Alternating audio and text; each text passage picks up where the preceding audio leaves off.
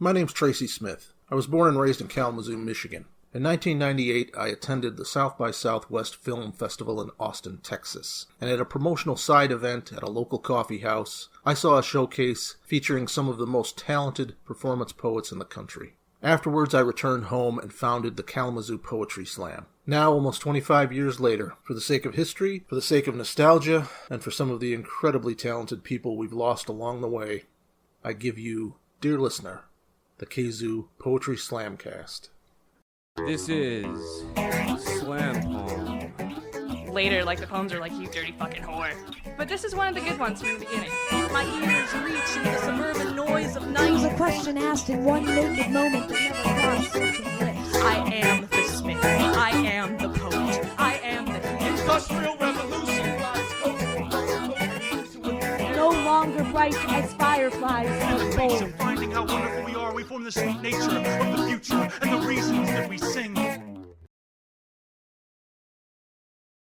This week's podcast is part 2 of our show from February of 2000, featuring local singer-songwriter Mr. Charlie Burgess and the Poetry Slam. Now, we had a lot of local musicians, singer-songwriter types stop by and do their thing in the open mic during the Kzoo Slam years. Let's see, off the top of my head. Brooke Pridemore, Stacy Kovac, Michelle Peters, Sherry Streeter, Haley Wojciech, Dave Amelixon, and Dale Johnson, to name a few off the top of my head. But Charlie Burgess was the unofficial bard of the Kalamazoo Poetry Slam. Not just because he showed up a lot, but because Charlie's songs could be satirical, whimsical, childlike, bawdy, sometimes all of the above. What can I say? I like the guy. He never took himself or us too seriously, and that was never a bad thing. Anybody know where Prairie View Park is? Yeah, there's a swimming beach there on Hogsett Lake. And this is a true story about something that happened there.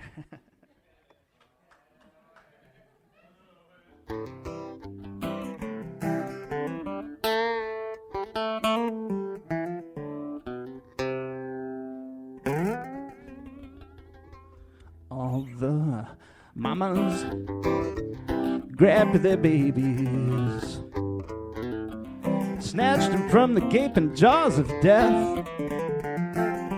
The day they saw the snake,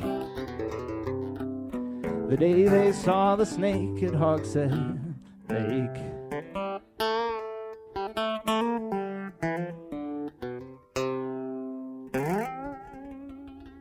All the virgins ran out screaming to the shore, bouncing in their polka dot bikinis,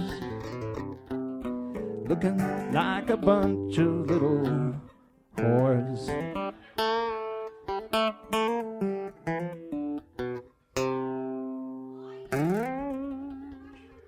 Oh, he was a wiggling like a sine wave and floating like a boat,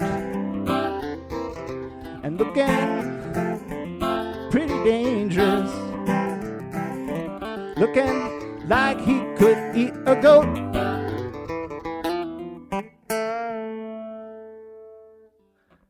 Oh, the lifeguards, they weren't no heroes. They let him get away.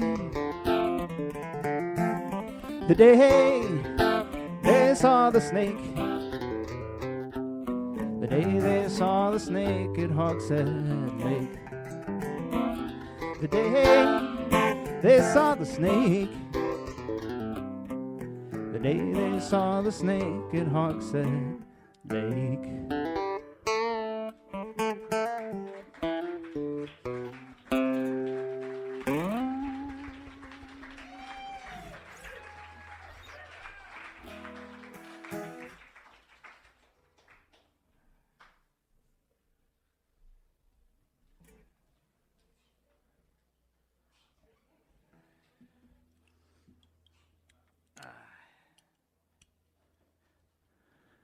I told Dawn this song is about her.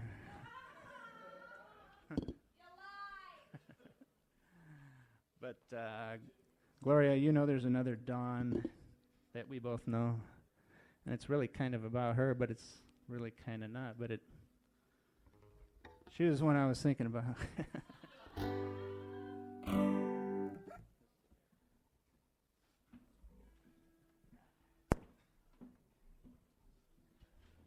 I'm sorry, Dawn.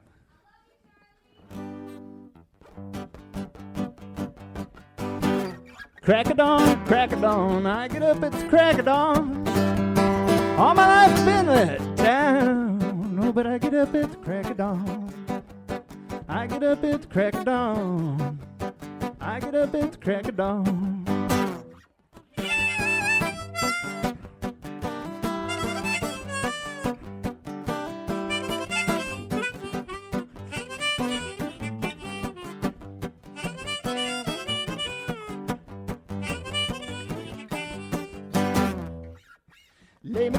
Lay me down, can't get up till you lay me down. I get up at the crack of dawn, but I can't get up till you lay me down. Can't get up till you lay me down.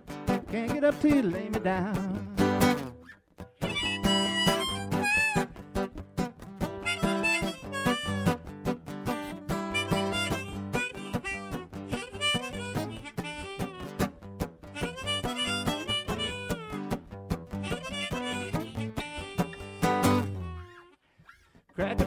Crack a dawn, can't get up till the crack of dawn. All my life has been let down. Oh, but I get up at the crack of dawn. I get up at the crack of dawn. I get up at the crack of dawn. I get up at the crack of dawn. I get up at the crack of dawn.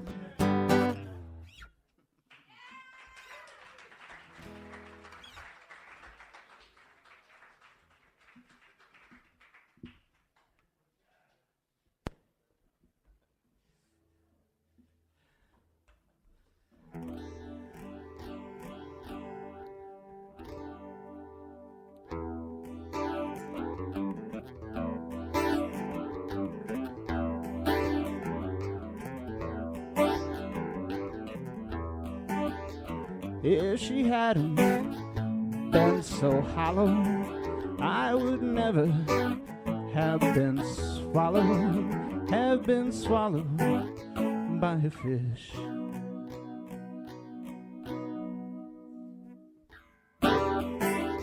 She was covered on scales of mirrored glass, reflections of my past. Cast your bread upon the water.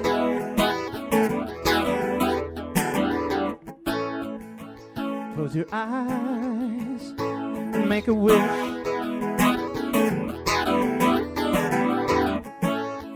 Fodder for the oceans, daughter, to be eaten by a fish.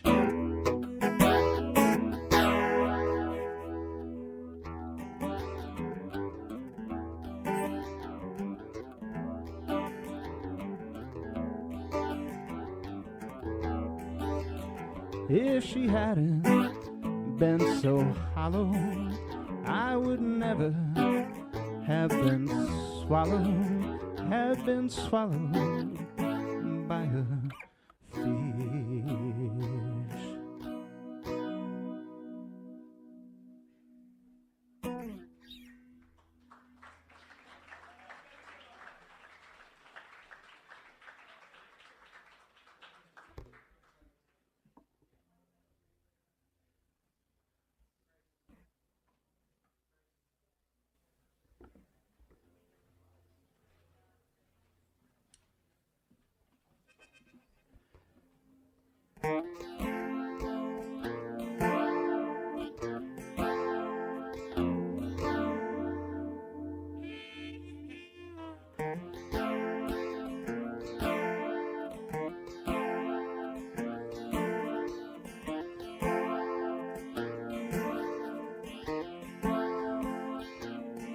My wife has tits.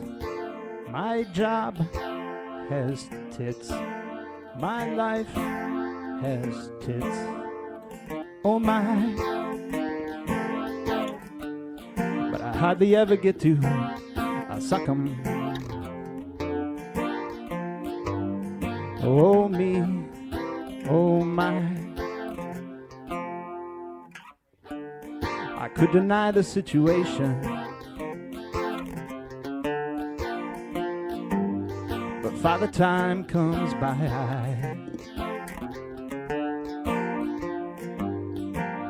to call me to my station. Oh me, oh my.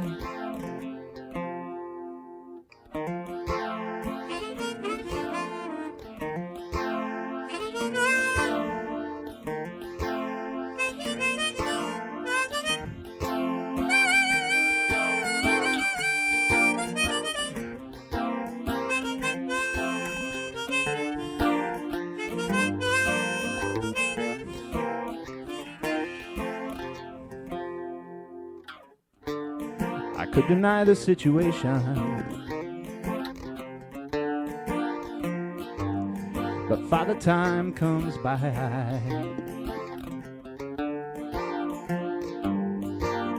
to call me to my station. Oh me, oh my wife has tits. My job has tits. My life has tits. Oh my. But I hardly ever get to suck 'em. Oh me, oh my.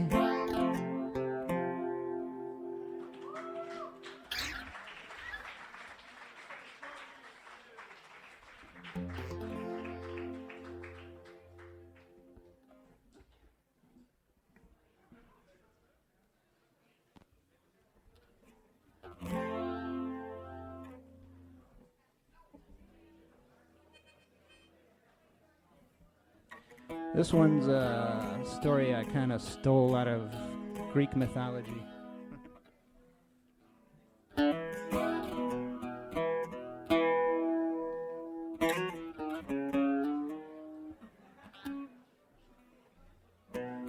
I got this neighbor named Fred.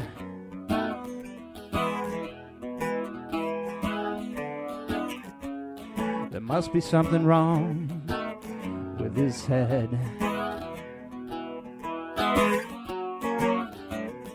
Fred's got this bowling ball, 16 pounds. And every day at dawn, Fred climbs up the hill and lets the ball roll down. We watch it bounce along the street.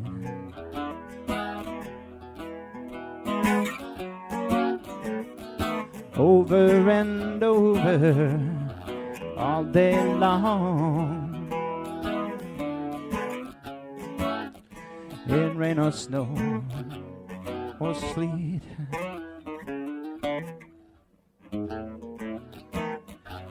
Well, every Saturday morning,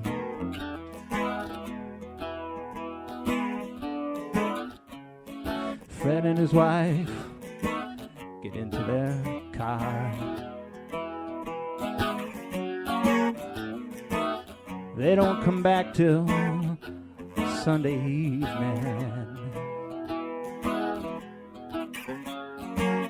But we all know where they are.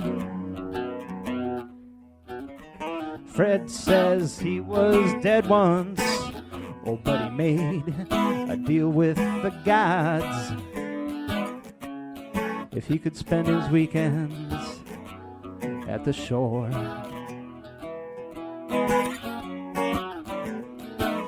Rolling the bowling ball would be his job forevermore.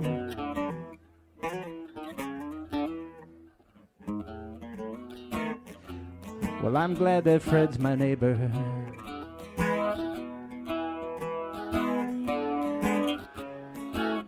Even though he does seem rather odd.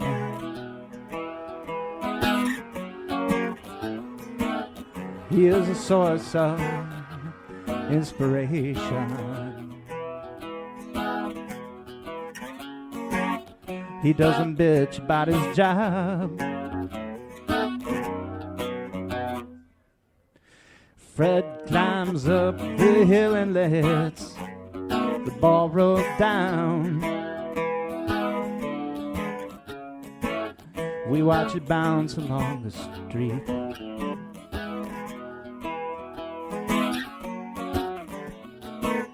Over and over all day long. In rain or snow or sleet.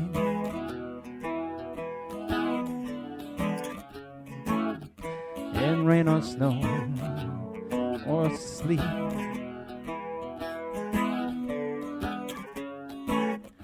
In rain or snow or sleet.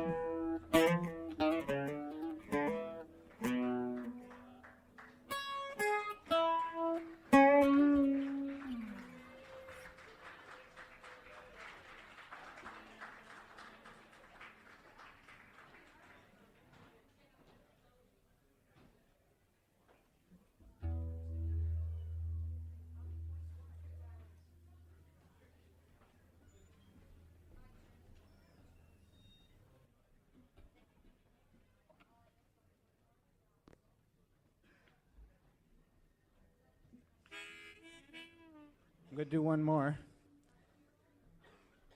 And I want to thank you all for listening.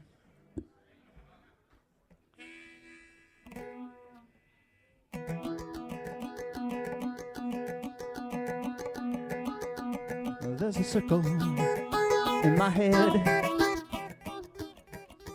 There's a circle in my head. They can stop me now.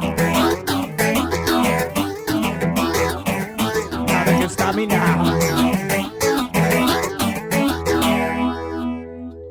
There's a monkey in my pants.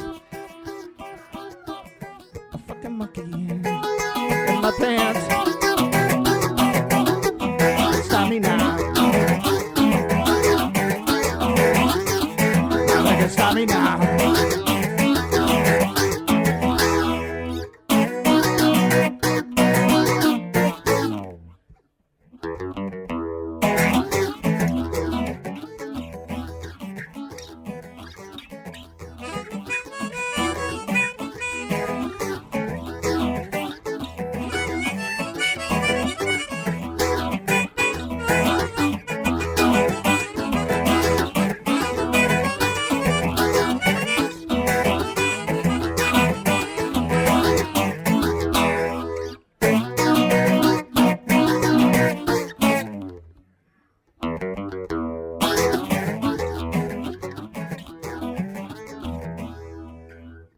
There's nothing in my hands.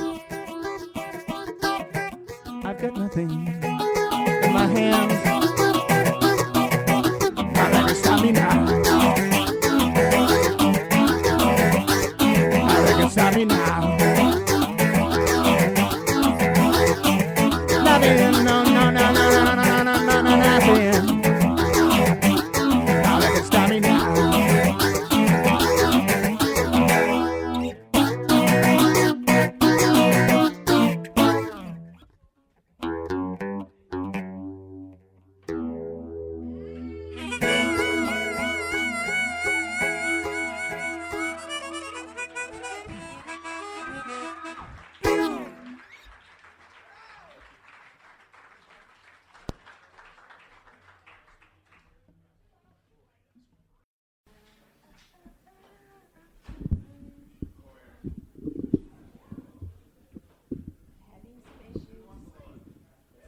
wanted to be your chocolate box, filled with all your favorite creamy centers.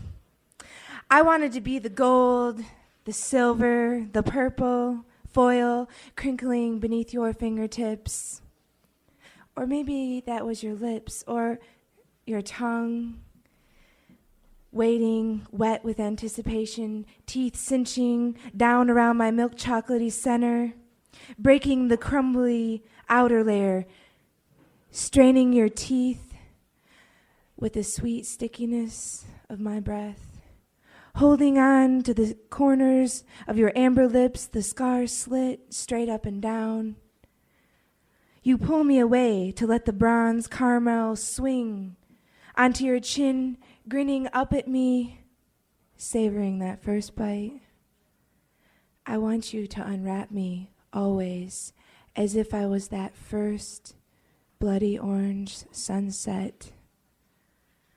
Surprising, delighted in the way I feel on the roof of your mouth, melting, your teeth like moonlight, your gums glistening, holding on to your onyx windpipe. You strategically pick another purple foil up, and I watch you fondle its oval exterior, imagining what this creamy center would be like. The tip of your plum tongue glides across my raspberry center, and I can feel your tongue lingering inside my chocolate walls.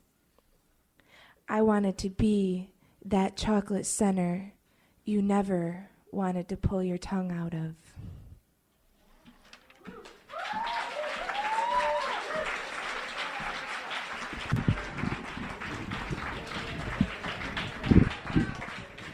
Well, all right.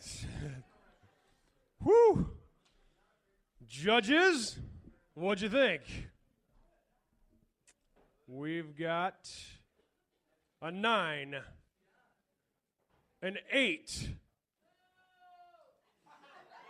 an 8.9, a 7.2, and a 7.6. All right. Yeah, jeez. All right. I got to let you guys know who these judges are so you can find them after the show. First, we've got Charlie. Charlie is a galactic space monkey. We got Derek. Raise your hand, Derek. That's Derek. Derek is a literary analyst for the New York Post. Do we believe that? It's like you did a little too much smoking before the show. We've got Adrian, who is the Oliver North of poetry. David. Raise your hand, David. David is a metaphysician royale, ultra suave, super cool. He is the pimp daddy of the Poetry Slam judging. All right, and we have Beth, who told me not to say anything about her, but somebody added in the margin here, underwater basket weaver like small furry woodland creatures? And she's the only female judge. Give her a round of applause. All right. And what was Erin's score for that round? 24.5 for our sacrificial poet. So, give the poet a round of applause, guys. Without further ado, we will jump right into our contestants. And first up to the stage, we have Chris. Come on up, Chris. Give him a big round of applause.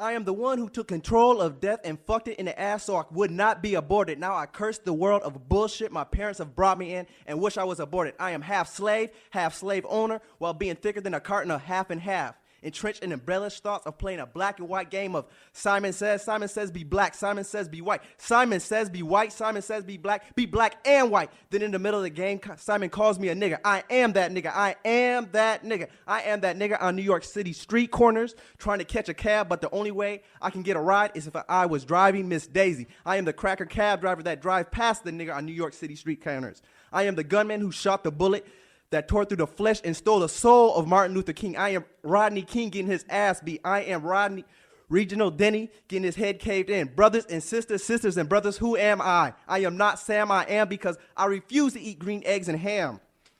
I am what I fear, a white sheet and a black glove that hangs above my head. I am Ebony and Ivy's interracial baby, created from the flesh of Rosemary's baby, a biracial byproduct, wishing I could strangle half of myself so I can become whole.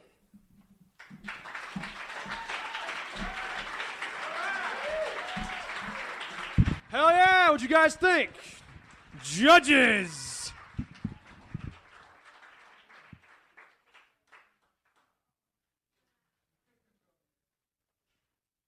You gotta hold up your score, Derek. Oh, we got an 8.5 from the guy who doesn't want to write anything down. A 7.1, a 7.5, 7. You guys fucking suck. An 8 and a 9.8 from Charlie. All right. All right, we will throw out the high. We will throw out the low. We will ignore the fact that at least 2 of the judges really suck. And we get a 24.0 for Chris. All right, give Chris a loud round of applause. Boo the fucking judges. Give props to the poet. All right, next up to the stage, we have Sean. Sean, come on up here.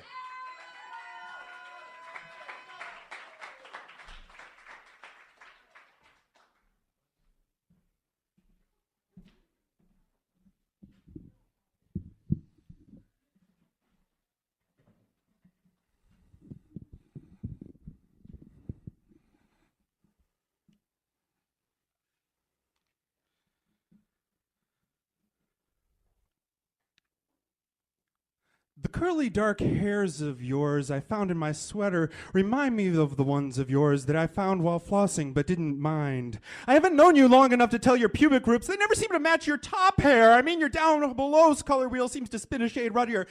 Is it because the sun doesn't shine there? Is it to cap off the way that your sideways smiles just push back between your hips? You know, proof of the creation's hands needing you as much as I do now. And it tempts us away from that face-to-face fuck. With my nose pressed at your nape, I senses sharpen, and I become a predator, sniffing like the hounds back to your past as I begin with the smell of the cry of a baby, and I breathe the air that clotted their first skin knee, and I follow panic left like breadcrumbs, a lost trail in the supermarket, just as I walk down the path left by your first broken heart. Even now I can still smell him years after he left your broken hymen behind, and around you I shed years. Lives, generations of evolution. I cling faithful to your leg. I swim upstream to coat your eggs. I feel like I divided you off eons ago when male and female were created, and only now is there that realization that we were once the same amoeba.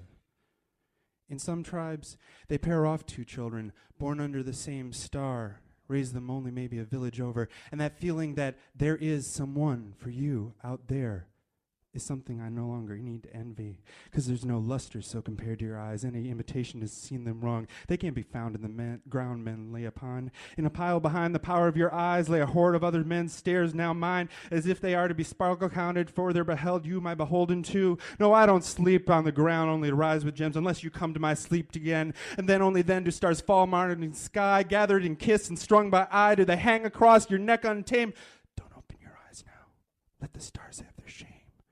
And I want to make love to you, so languid and long. You have my grandchildren, and don't you ever tell them I never wrote you a poem.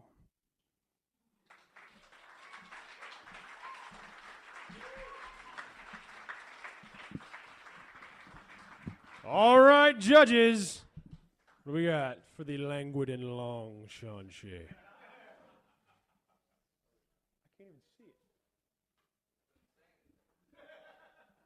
We have a 8.3, a 7.8, a 7.5, an 8.2, and a 9.6.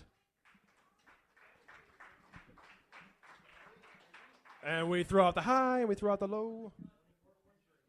A 24.3 for Sean. Give him a big round of applause. All right. They opened this cool little food shop over here in the corner called Patrona's. You guys got to check out their stuff because they got really, really good food going on over there. And there's a guy who sits back there really bored all night long, not doing anything because none of us eat. So you guys got to buy something from him. All right. Next to the stage, we have Melanie. Melanie, come on up here.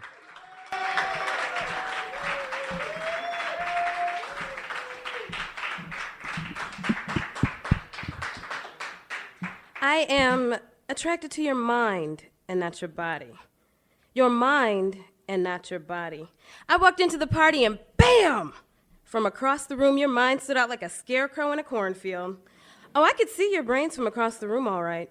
And the closer I got, the more sure I was that you were some sweet, clever genius, tossing out witty words and sharp sarcasm.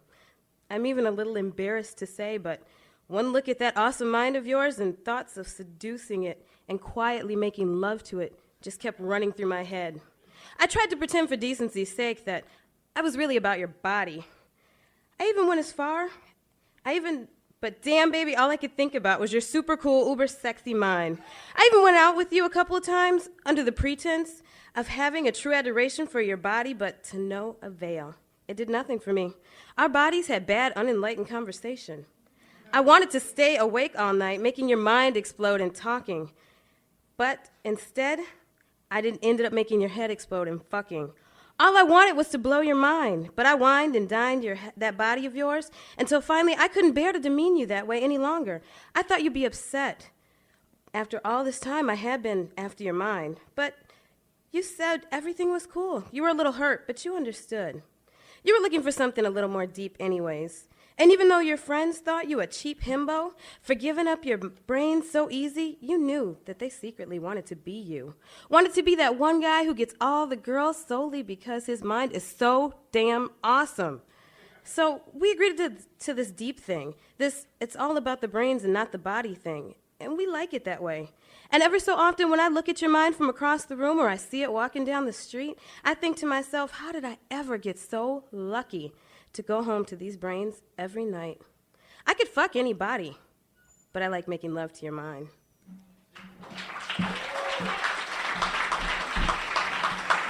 All right. Judges, what do you think?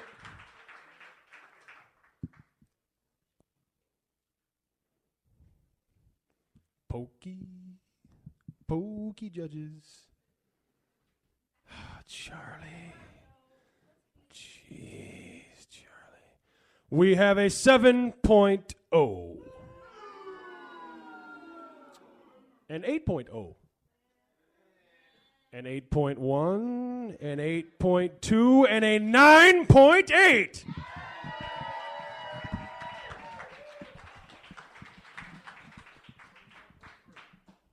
Unfortunately, because none of the other judges know good poetry, we've got to throw the 9.8 out.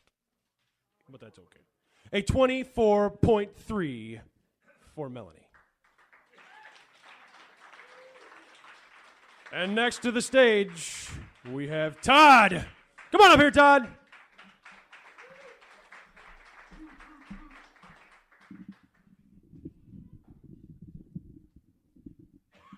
I'm afraid this poem objectifies women. Sorry. This goes out to all the women in my life. You know who you are. This one is for the women I did not marry. I love you. I've loved you all. I can't stop thinking about your black, brown, red, or brown hair. I go crazy when I run my fingers through your wavy, straight, or curly tresses. Bleached, dyed, or natural, you're the one for me. And your eyes, I lose myself in those pools of brown, green, and or blue. Bespectacled, contact lensed, or 20/20. It's your gelatinous orbs I think of when I dream at night. I love your thin and full lips, petite and full figures, breasts of all sizes. I've loved you all. Oh, how I love you all. I will love you forever. Why can't you love me? I know I'm married to a wonderful woman, but it's not my fault the Mormons gave polygamy such a bad name. You know, Muhammad had 13 wives, and he was very busy being the prophet. I'm just a poet. I drink and write. My other 23 hours are all yours. I would treat you so good. None of your significant others treat you right.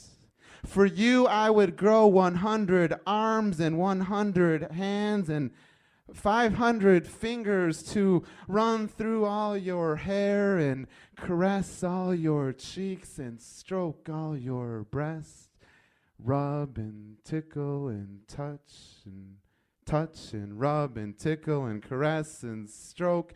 I want to be your everyman. Love me. I'll read you erotic poetry on bearskin rugs. Love me. I'll sing you love songs in Italian restaurants. Love me. I would marry every single one of you if I could. I'm sorry I can't, so just love me.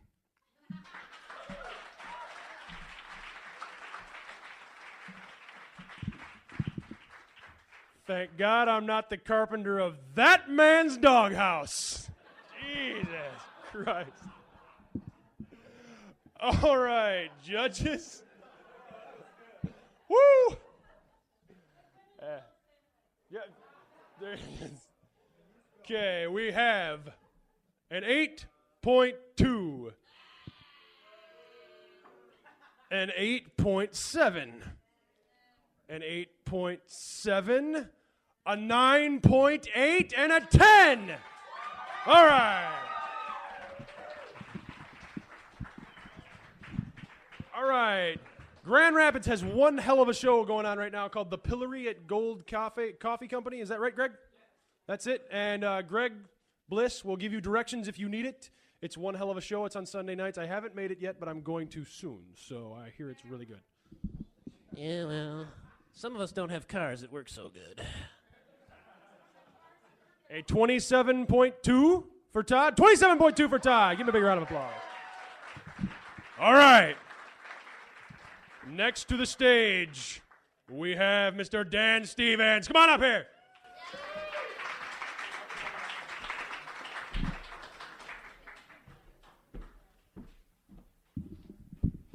There's a nice broken-hearted poem for you.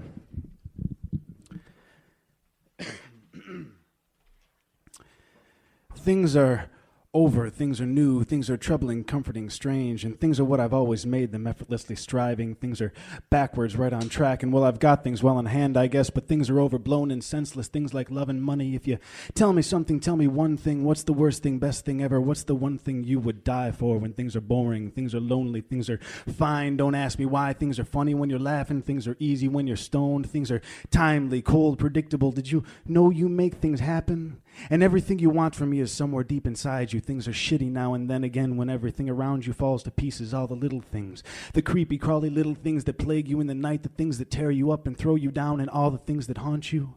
And one thing I can never change is something I've forgotten. And the things I miss about you are the things we never did.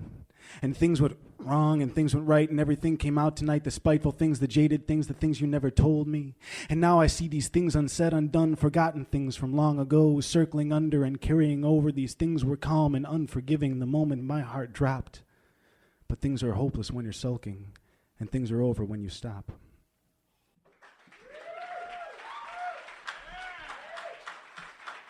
All right. Come on, judges, give it to us. We got 1. We got 2. We got 3, 4. Charlie's being pokey again. We got 5. We got an 8.1. We got an 8.5. We got a 9.2, a 9.3, and a 9.9 for Dan. All right. Give him a big round of applause. We throw out the high and we throw out the low. And we get a 27.0 for Mr. Stevens. Give him a big round of applause. All right. Next up, we've got Dawn. Come on up here, Dawn.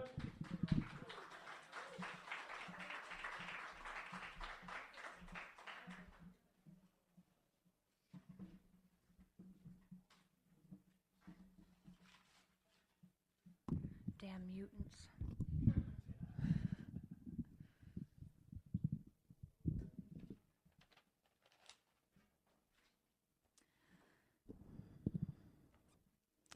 I caught a glimpse of you in the bar, and for a second I remembered being 18 and in love with you.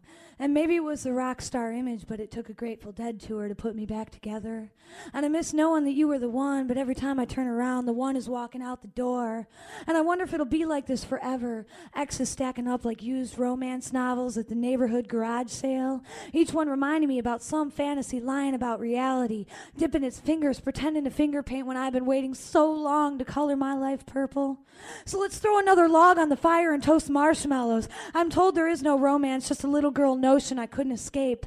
And my pink frilly dress is combusted with the Playgirl magazine in 4th grade. And the parade of men I used to love marches on in front of me. My mom wants grandchildren. My grandmother wants me to settle down, and I'll be outgrowing the rebellion soon, they say. And I'll want babies and money just like everyone else, and God help the man who ever really loves me. I'm not content to live cooking, cleaning, growing old while my life dissolves around me, revolves around Little League. I've never been to Oregon or India for that matter, and it's hard to backpack across Europe with a 3-year-old and a guilty conscience, a child gallivanting here and there with no stability, tossed around like me. And now I spend my life searching for that long-haired hippie guitar player with the soul of a poet who understands my road trip fever. He's racing to beat me to the river, and I'm betting on the long shot that God has angels because he likes the company. Even though another year is knocking down my door demanding to know why I hold on to all these foolish notions when it's obvious my life could use some structure.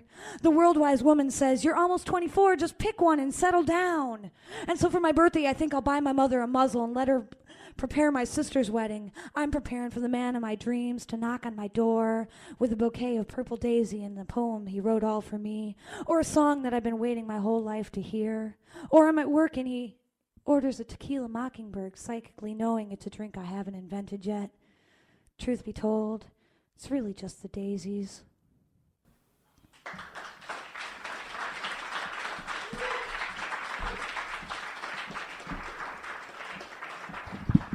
What the hell do I do with that? Mutants. Shit. All right, judges. What'd you think of Dawn? We got 1, 2, 3, 4, 5. We have a 8.1. Yeah. A 9.0. An 8.8. A 9.4. No, 9.5. Cut the decimal points, you idiot. And a 9.9. All right.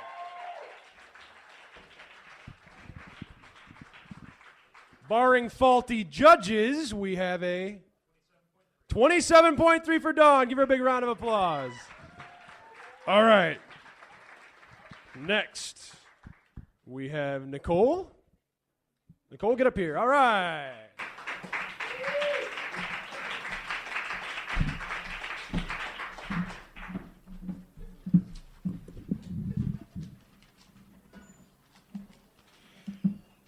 March through May, you were in my hands. September, gone again. 5 months evolve. In February, no one is thinking about you. Fuck that, I lied. I hear you in my ears, trapped in every crook of your warm, sleeping form. The things I saw, I will never tell you. Never, not even you. I curse blank air for your absence and praise morning sun for your light. Caught in the middle of blind, foolish joy, zebra-striped sheets can hide a lot. Until, hello there, he says, let me buy you another. No, thank you, reply, I'm full.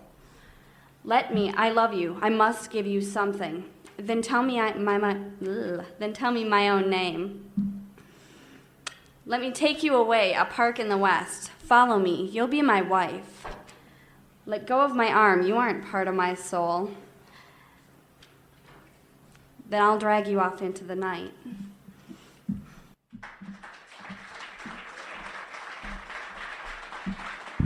All right.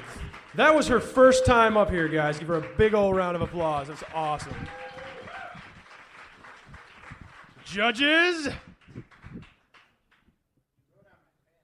I'm sorry, Charlie. Is it that big a deal, man? We got 1, 2, 3, 4, 5. We've got a 6.0.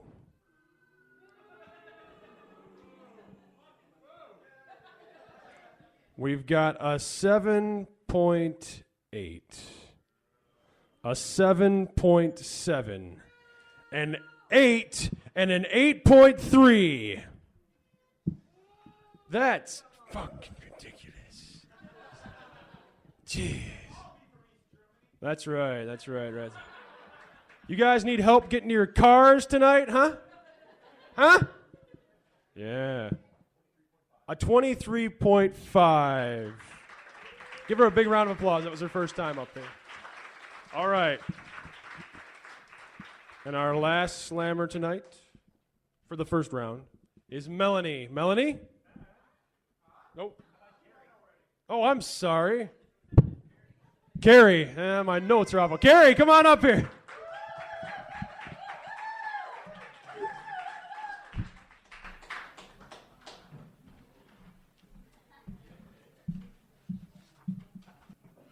This is a brand new one I wrote especially for tonight. It's called Fishing for the Words.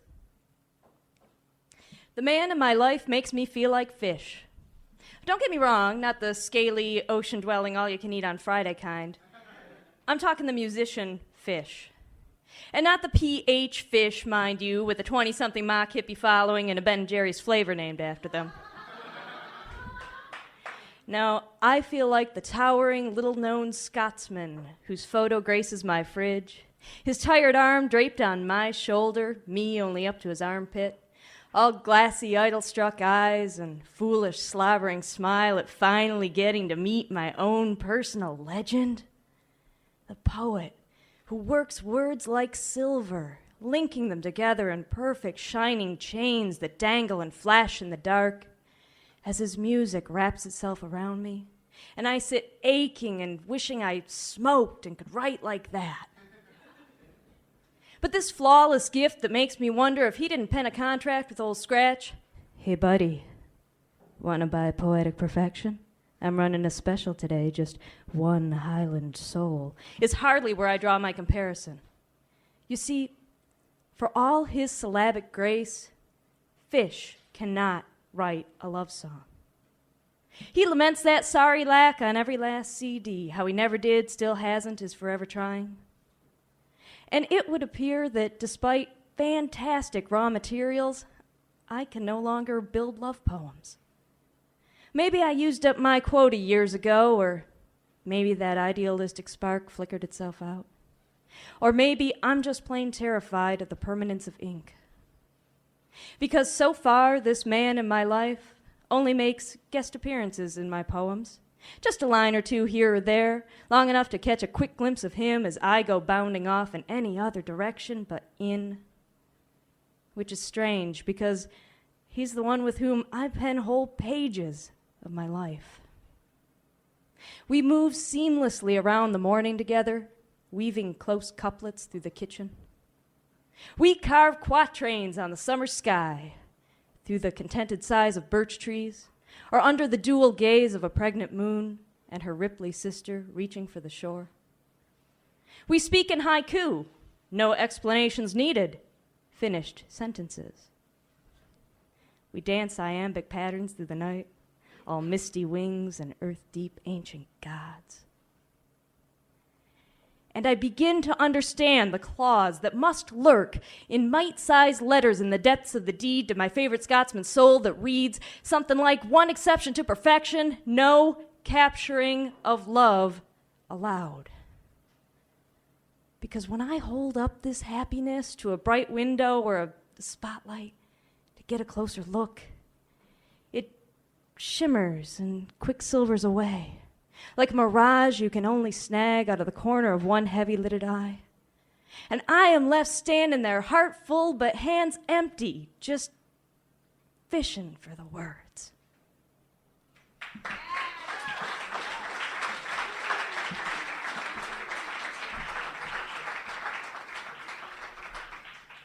All right, judges.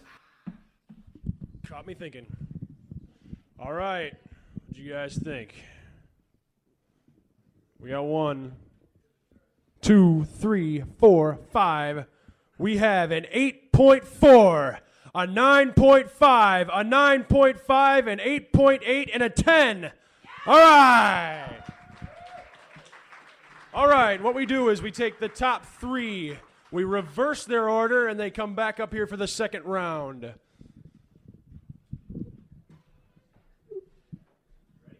I am ready. Todd will come up first, then Dawn with a 27.8. Is that the correct? Reverse the order. So the first person to come up is Karrie. Like reverse as in what they... We aren't very good mathematical people or logical people. We just like words a lot, really. All right, so first up in the second round is going to be Karrie. Come on up, Karrie. Give her a big round of applause.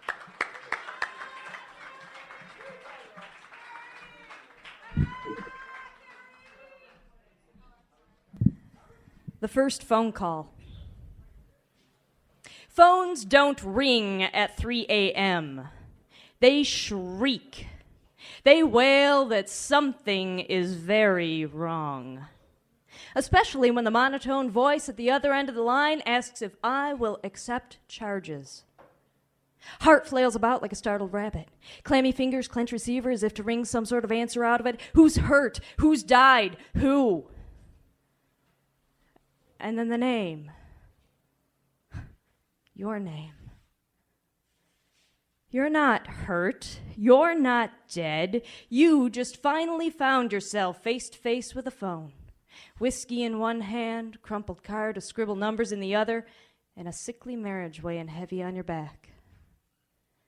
You finally cared enough to call. Or maybe you were just reaching out like I said you could back when we started this whole sordid thing, though I don't necessarily want to listen. And I heard your name and said nothing. And quietly hung up. Slipping back into bed and whispering, "Wrong number," to the one who was already there.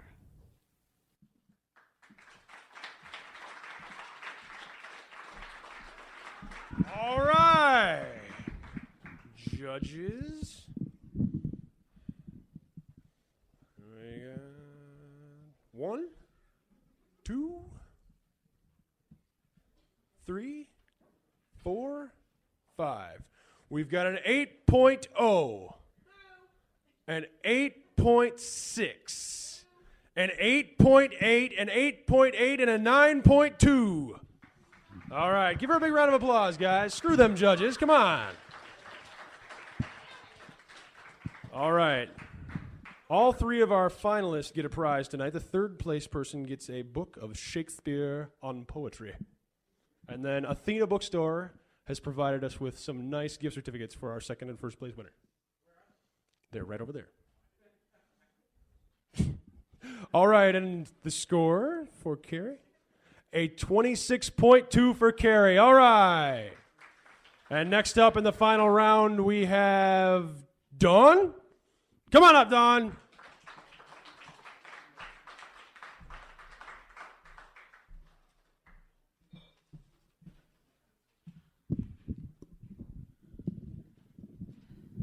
God, I love love. I think we already discussed that.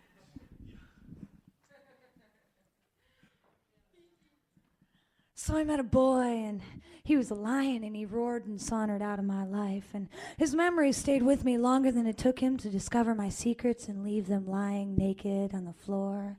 And on in my brain, I hear Paul Simon, there's a window in my soul, but no poem will fly out and release me from the slideshow of my foolishness. And I write waiting for my emancipation. I'm twisting myself in knots, crossing my fingers for a happy ending. I hope it's a romantic stuck in a cynic's body, and I'm an oxymoron all by myself. A girl with a heart of gold who would sell it for some magic beans and then forget and make coffee. When all I want is a man who sends shivers from my clitoris to my synapses, challenging me to new heights of intellectual orgasm. But I'm afraid my neurotransmitters are on strike, and the scabs trying to infiltrate my brain constitute the entire Pony Express, and they'll never fit all of those horses into my head. And so I'm stuck remembering the last year over and over until they come back. At least there isn't $1 million sweepstakes involved. Name the 4 different types of memories. And the Pony Express would have to ride down to the local library and learn about psychology in under 60 seconds, and it's cowboys learning about episodic memory. And there goes my Lancelot and my money for college, and what does it matter now? I still miss his songs.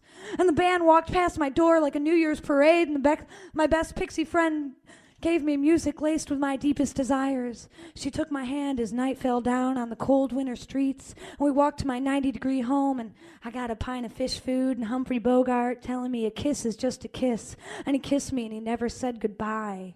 And I closed my eyes and listened to the lyrics of his song, and I sent a prayer up to heaven. When I opened my eyes, the sun broke through the clouds.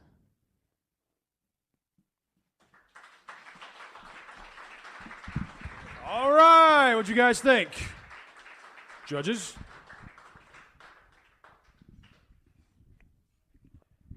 We got 1, 2, 3, 4, 5. We've got an 8.5, an 8.5, an 8.9, a 9.1, and a 9.2. All right. Give Dawn a big round of applause. All right. All right. I guess Dawn didn't like those scores very much. That makes very good hand gestures. A 26.5 for Dawn? All right, a 26.5. Give her a big round of applause. All right. And our last poet up for the slam tonight, Todd. Come on up here, Todd.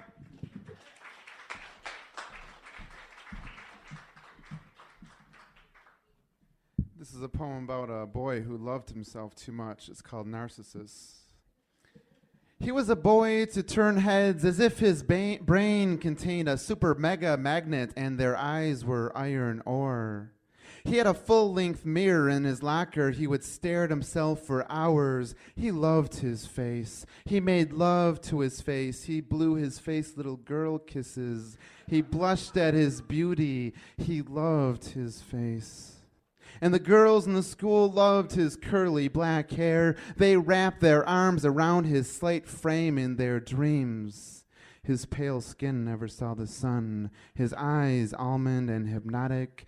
The girls grew moist as he passed, and he never said a word.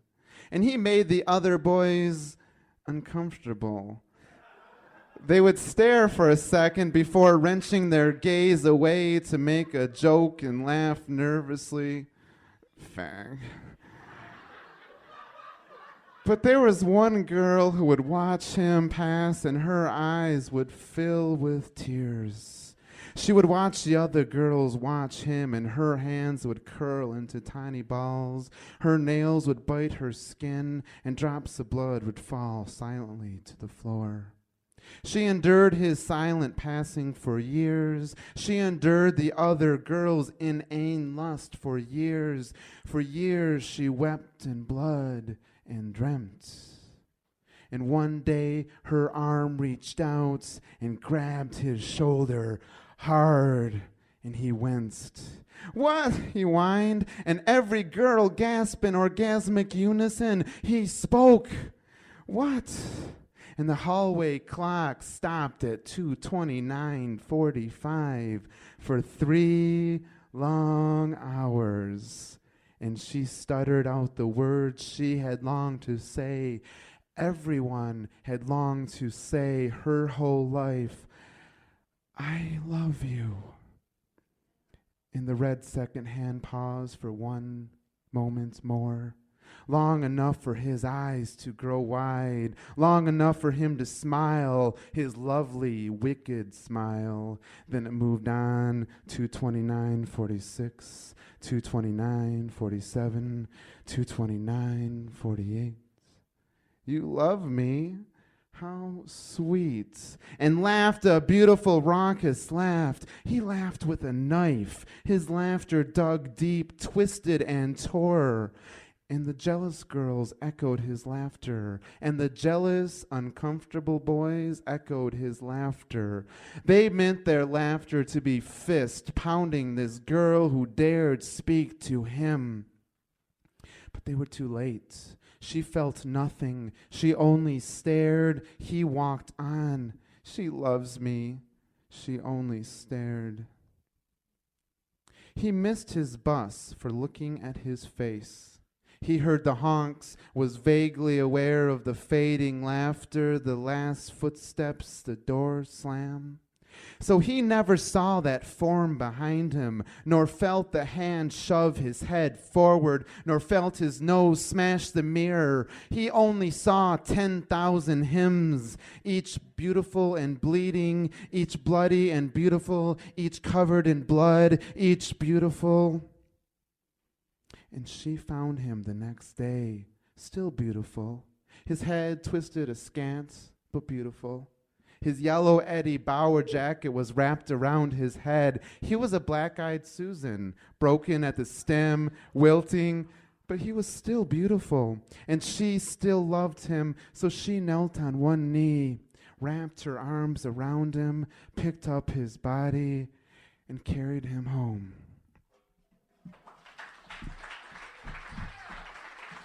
All right. Judges, what do you think of Todd?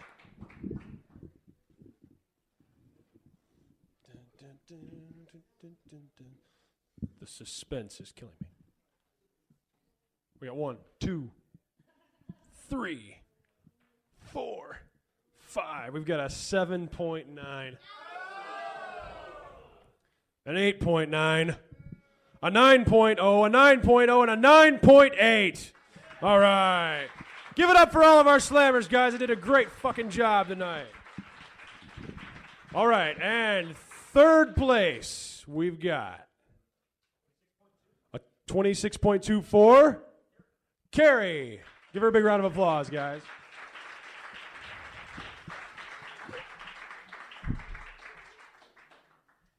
And second place, with a 26.5, we have Dawn.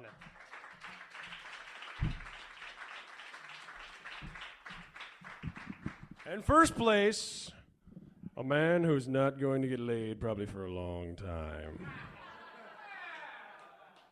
Or maybe he is, who knows. But Todd with a 26.9. All right, give them all a round of applause, guys. Woo! All right, thank you all for coming out. We're going to have an amazing feature next week, or next month. Jason Carney's coming from Austin, Texas. He's a slam champ. Yeah. So, all right. Have a good time, guys. Be careful getting home, and we will see you later.